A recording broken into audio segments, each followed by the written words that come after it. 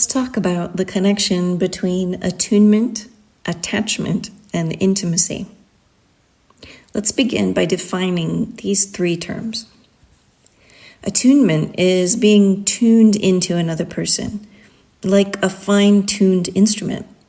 The musician has listened carefully and attentively to make certain the instrument is in harmony and notices, because of their deep familiarity and love for the instrument, when it is out of tune or out of harmony.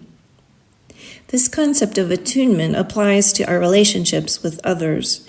We long for a partner who is deeply attuned to us, who knows us so well they can tell when we are out of harmony, and who understands us so fully that they can harmonize with us in a joyful way that brings out our best energy and loving presence. Attunement doesn't mean we expect another person to fix us, make us happy all the time, or tune us regularly. We must learn that we are responsible for our own vibration and no one else.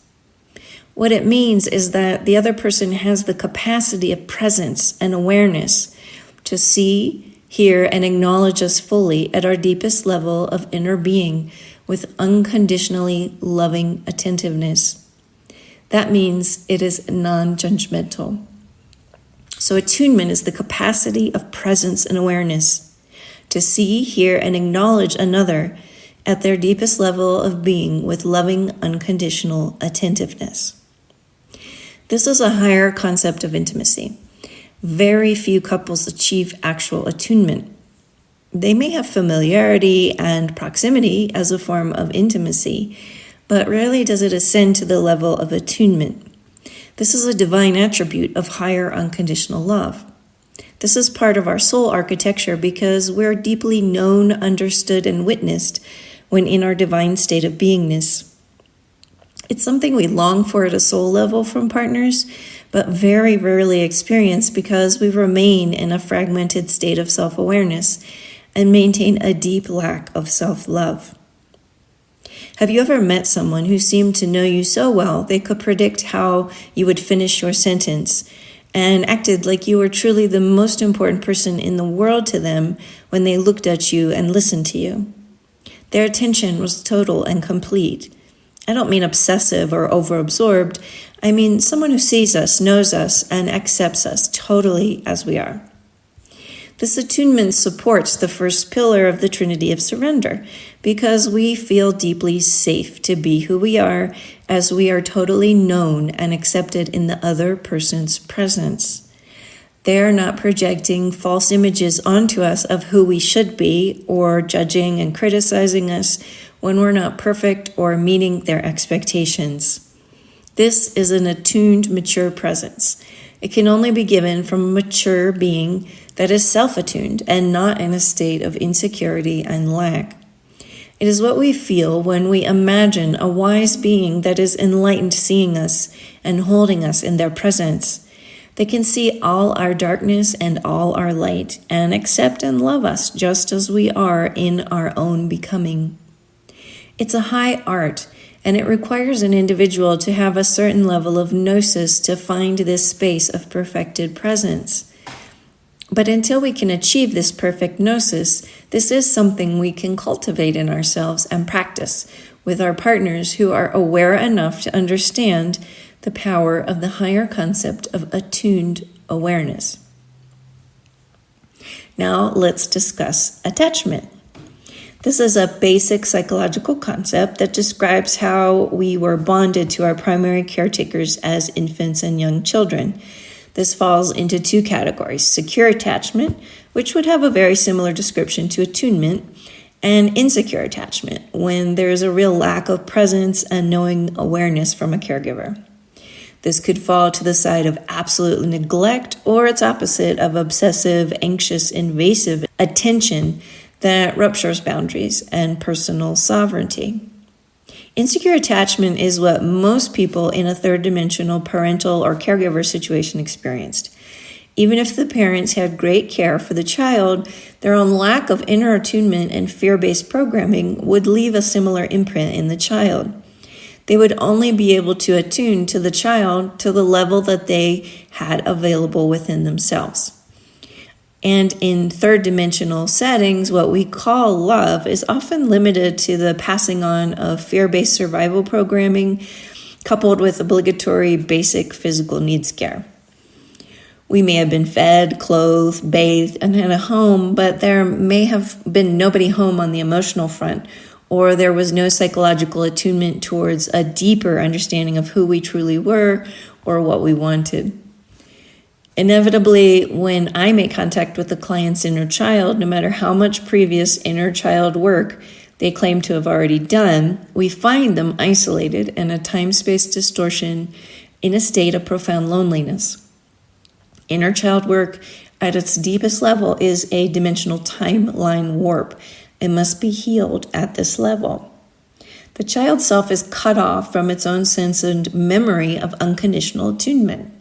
This is essentially what separation consciousness is, a disconnect from the holy and perfect divine essence that we already are. So as we awaken to our deeper soul level being, we must become more familiar with this concept of unconditional attunement.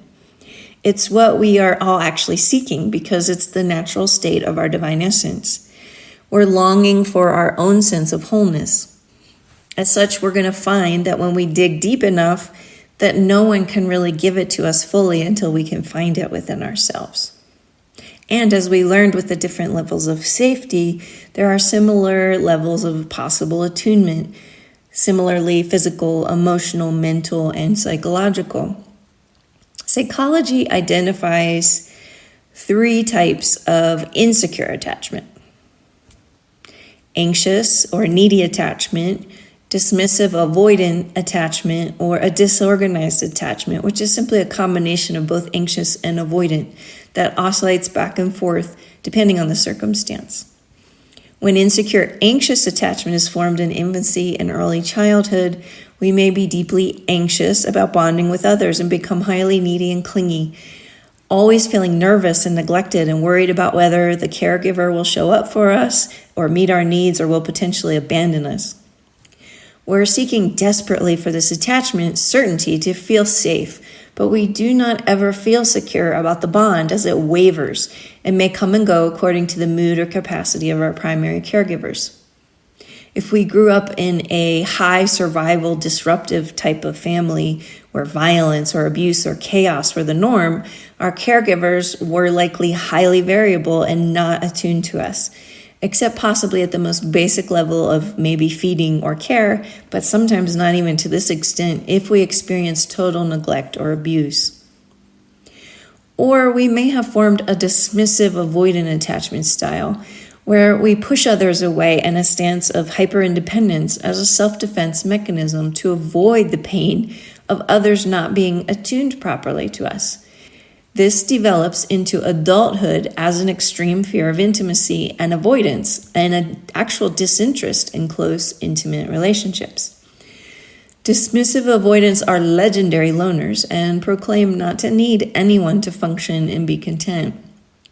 In a disorganized attachment, we will move between these 2 states of anxious and avoidant depending on the circumstance. Insecure attachment is a learned survival response to a fear of abandonment. And when we look even more deeply, it's a basic survival fear. If our basic needs for care and safety are not met, we may not survive. And as children, this can become an epic focus because our survival is truly linked to our caregivers. We're not autonomous beings, and we must experience codependency, which can be painful and fearful. So this is a highly primal fear, and it will reactivate with our romantic partners who will likely have the same insecure attachment imprints as our own parents and caregivers. Remember, this is why we were attracted to them. They are familiar to what we experienced in infancy or early childhood in terms of intimacy, lack of attunement, and attachment bonding capabilities. Whatever attachment ruptures our partners have had from their own childhood experience will become the repetitive experience we have in our adult relationship. Remember, like attracts like here as a matched pattern. For example, an insecurely attached, dismissive, avoidant male that is emotionally withdrawn and unavailable will attract the anxiously attached, clingy female that had an avoidant parent and was emotionally neglected. This is the unfortunate perfect match dilemma we experience when we do not do the inner work to heal these abandonment fears from our childhood wounding and fragmentation of self. As we grow in our matured conscious awareness, it becomes evident that the only possible abandonment we can actually experience is the abandonment of self. Now, let's discuss intimacy. The root of the word intimacy is intimare, which means to be seen. Based on what we've discussed here, I think this gives a very clear understanding of what intimacy actually is. It's not about sexual intimacy, which is often associated with the word intimacy, although this is certainly one type of intimacy. True intimacy is being seen and seeing the other as a delicate, authentic, and safe exchange of awareness and presence. Exchange is the key word here, because to experience intimacy, we must feel a sense of attuned response from the other person. We feel safe in intimacy when we know we will receive this mature, attuned presence and acknowledgement from another person. As an extension, now we can see that self-intimacy is required as a prerequisite for holding this space for another. If we cannot fully accept and attune to ourselves, we can only cast out judgment and victim perspectives as projections towards our partners, because we cannot hold a state of inner attuned acceptance for ourselves as unconditional love. We can only experience intimacy with another to the extent we have achieved it within ourselves. You see now that these three terms, attunement, attachment, and intimacy, are very connected. Exploring our understanding of, our needs and desires for, and our responses to and fears of these three concepts will be very important as we learn to understand how deeply we are attuned, attached, and intimate with ourselves. Developing an inner attunement as a self-awareness of the need for total self-love, self-acceptance, and self-care is the first step in vibrationally summoning this deep and profound presence from a partner.